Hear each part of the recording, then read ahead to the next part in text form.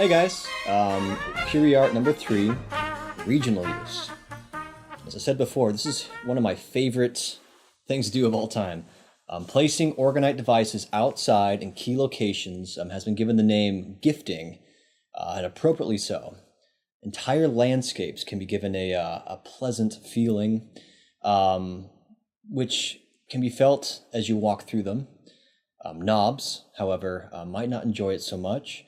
So if you have some bothersome knob neighbors, gifting might be right up your alley.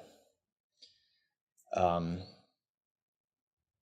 if the term knob is baffling some of you, please check out my video where I describe them in full detail. So all these standard rules for gifting orgonite also apply to Aether. So I won't go too far in depth in this video.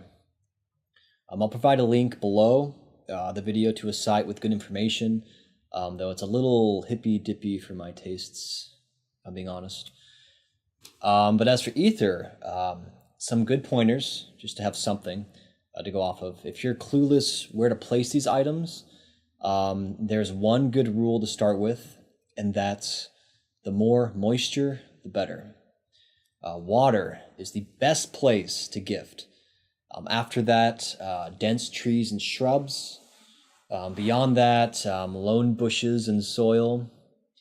But if there's truly no moisture to be had, gifting can become a little trickier. And this is when it helps to have some slight energetic sensitivity, because then you can feel around for where an area feels most, you could say, negative or dirty. Or an area that makes the Aether react the most. I mean, either one will work. Otherwise, leave it in a spot where the most people gather or pass by. Because if you can't gift the landscape, you can at least gift the people and help them relax. One aspect of Aether that orgonite cannot match is its unparalleled directional range.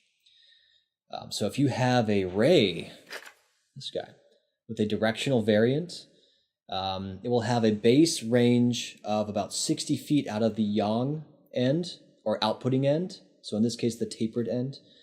The energy that comes from this end is about 4 times stronger than if it were being emitted normally, so from just like this, any direction, a typical Aether device. This makes extremely precise energy routing possible with minimal investment. For those that desire to achieve extremely long ranges, spanning, and I'm serious here, hundreds of miles, I kid you not, there is an option available. And I've termed it intuitive taping. Doesn't look pretty, but by utilizing a hybrid plastic metal tape, often used for air duct work, in particular the 181B FX class, you're able to achieve this effect. And I can't really go into specifics, partly because it's not entirely understood, but I will tell you that this tape can be programmed much in the same way that Aether is. This programming, what we do know at least, this programming, takes the shape of a tiny maze, one could say, or myriad tiny lines of code that hug each other in fractal shapes. Did that make any sense? Curiously enough, this is similar to the geometry of cell phone antennas, as well as the human brain. Interesting. That might sound all well and good, but not everyone can achieve this effect with a little tape. It has to be placed just right on any given piece to fully capture and shape this energy to its maximum range. If it's taped incorrectly, the range will be minimally affected, though still probably better than no tape at all.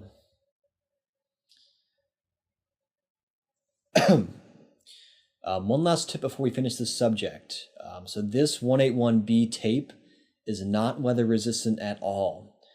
So if you're planning on gifting these taped rays outdoors, it'll likely unravel in the presence of moisture. So to combat this, I'll often add Gorilla Tape, which is what this guy has on it, over the original tape job, making sure to tape over the edges. Well, you can even see this. Well, over the edges of the tape anyways, and seal it in. This tape is preferable to normal duct tape because it's far stronger and has much more adhesive. This ensures that the ray will continue outputting scathingly positive energy into the region for many years to come. Okay, I lied. One final tip, I promise. As tempting as it might be to place a taped ray into the ground and have it point up into the sky, it's really not worth it. You'll have a much greater effect if instead you have the ray face straight down or horizontal or anywhere in between. This will counterintuitively affect weather to a greater degree since the energy is able to charge the water and minerals in the earth and thus affect the sky via the water cycle. Liquid water holds quite a bit more energy than the water vapor up there. So if you want to change the weather, aim down.